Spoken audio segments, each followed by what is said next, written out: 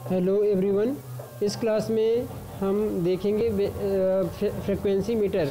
ठीक है, frequency meter क्या होता है और हम वेस्टर्न टाइप फ्रीक्वेंसी मीटर के बारे में डिस्कस करेंगे। ठीक है, तो देखिए इसकी definition, frequency meter is an instrument that display the frequency of a periodic electrical signal. Frequency meter एक प्रकार का इंस्ट्रूमेंट होता है जो कि पीरियडिक इलेक्ट्रिकल सिग्नल की फ्रीक्वेंसी को डिस्प्ले करता है। ठीक है, types of frequency meter: western type frequency meter, mechanical resonance type frequency meter, ratio meter type frequency metre.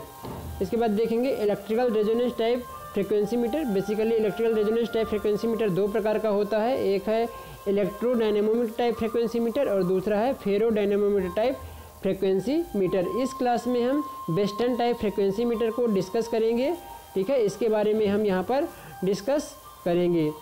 तो चलिए देखते हैं। सबसे पहले the working principle of western type frequency meter, ठीक है, is that when current flow through the two coil which are perpendicular to each other, जब दो कॉइल को आपस में परपेंडिकुलर रखकर उसमें करंट फ्लो करते हैं तो due to this current some magnetic field will produce and this the magnetic needle will deflect towards the stronger magnetic field.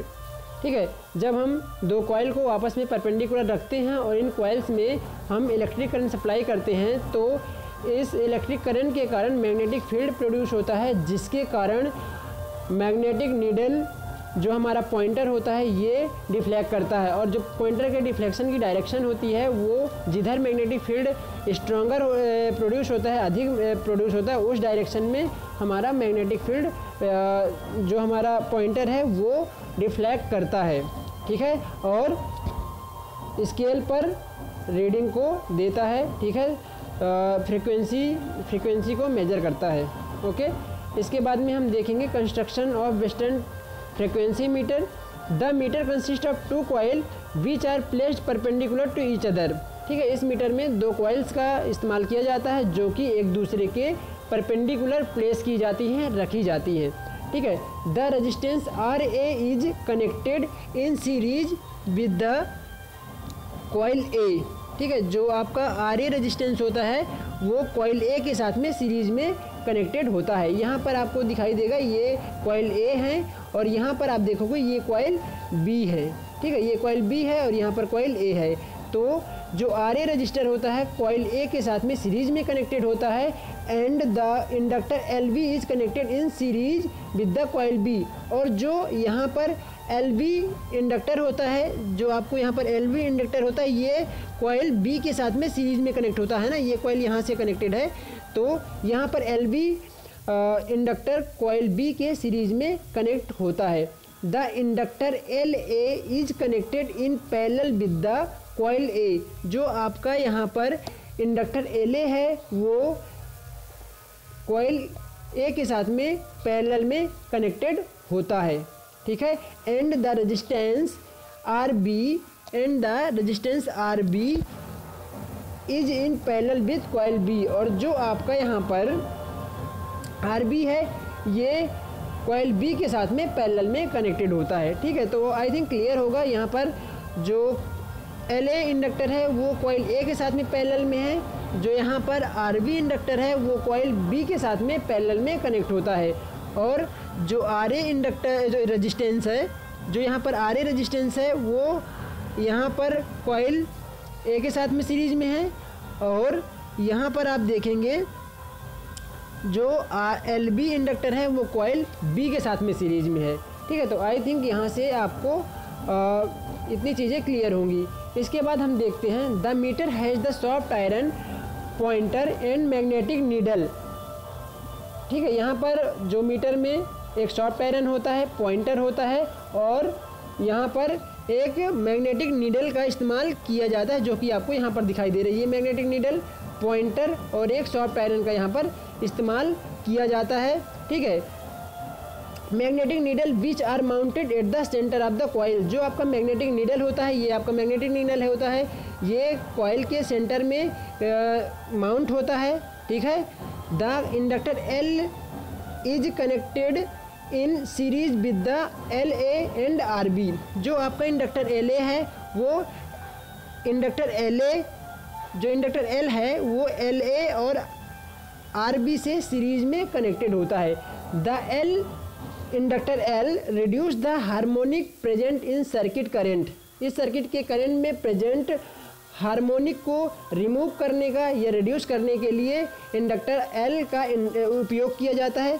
There by reduce the error of the instrument, जिसके कारण हमारे instrument का जो error है वो भी reduce हो जाता है। ओके, इसके बाद में ध्यान देंगे वर्किंग प्रिंसिपल, वर्किंग देखेंगे हम इस इंस्ट्रूमेंट का। तो यहाँ पर आप देखोगे when the supply is given to the western frequency meter the current start flow into the coil A and B।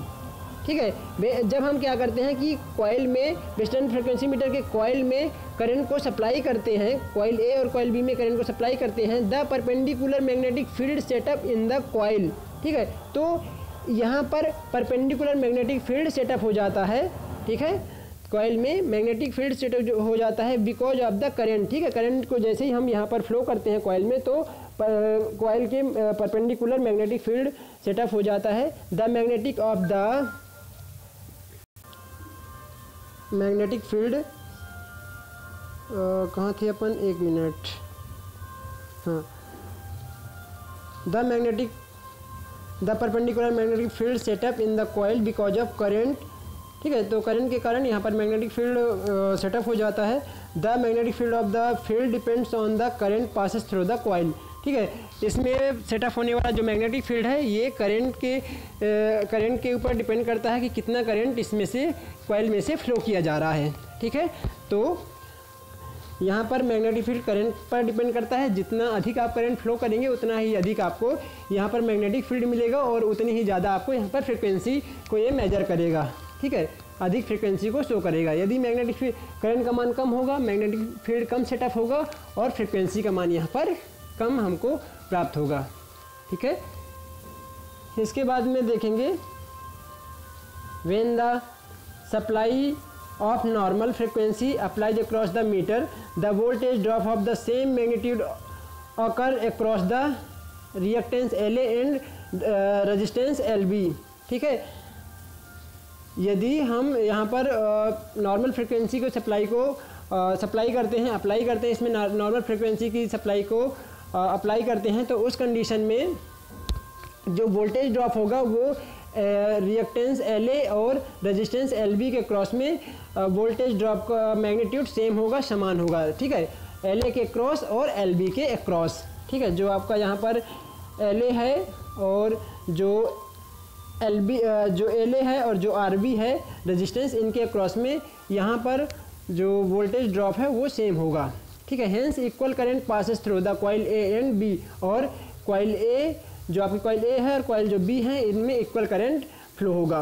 ठीक है, the meter design such a way that when the normal frequency passes through the coil then the voltage drop across the LA, LB, RA and RB remain same. तो यहाँ पर बताया गया कि यदि यहाँ पर हम नॉर्मल फ्रिक्वेंसी अप्लाई करते हैं, नॉर्मल फ्रिक्वेंसी पास करते हैं, तो उस कंडीशन में जो वोल्टेज ड्रॉप होगा वो LA, LB, RA तथा RB के अक्रॉस समान वोल्टेज ड्रॉप यहाँ पर होगा। ठीक है, इसके बाद देखते हैं 10 same magnitude current passes through the coil, और जो आपका करंट होगा वो भी समान मैग्नीट्यूड का करंट भी फ्लो होगा। In this situation the magnetic needle makes an angle of 45 concerning that coils and the soft iron needle place at the centre of the scale. ठीक है, और इस कंडीशन में क्या होगा कि जो आपका मैग्नेटिक नीडल होगा वो जो मैग्नेटिक नीडल है वो 45 डिग्री पर इंक्लाइंड हो जाएगा। ठीक है, 45 डिग्री पर ये सॉफ्ट आयरन के साथ में यहाँ पर इंक्लाइंड हो जाता है। ठीक है, when the high frequency passes through the meter the reactance LA and LB of the coil increase. ठीक है, जब हम हाई फ्रिक्वेंसी को यहाँ पर पास करते हैं, अप्लाई करते हैं, तो उस कंडीशन में जो रिएक्टेंस LA और LB के क्रॉस में reactance LA and LB of the coil increase. ठीक है, तो यहाँ पर क्या होगा कि एल ए और एल बी का रिएक्टेंस इंक्रीज होगा और R A and R B remain same, ठीक है। और जो रजिस्टेंस आर ए और आर बी होगा ये समान होगा। The inductance increase the impedance of the coil A, ठीक है। Inductance increase the impedance of the coil A, ठीक है। तो जो कॉइल ए का इम्पीडेंस है या कॉइल ए का इंडक्टेंस इंक्रीज होगा, ठीक है। इसके बाद में देखेंगे is the magnitude of current in the coil A decrease, यदि कॉइल ए का मैग्नीट्यूड, करंट का मैग्नीट्यूड डिक्रीज होता है तो the field develops because of the coil A current also decrease, तो उस कंडीशन में कॉइल ए का करंट मतलब डिक्रीज होगा, ठीक है। When the frequency of the measured signal reduce from the normal value the opposite action takes place and the pointer deflect towards the left, ठीक है।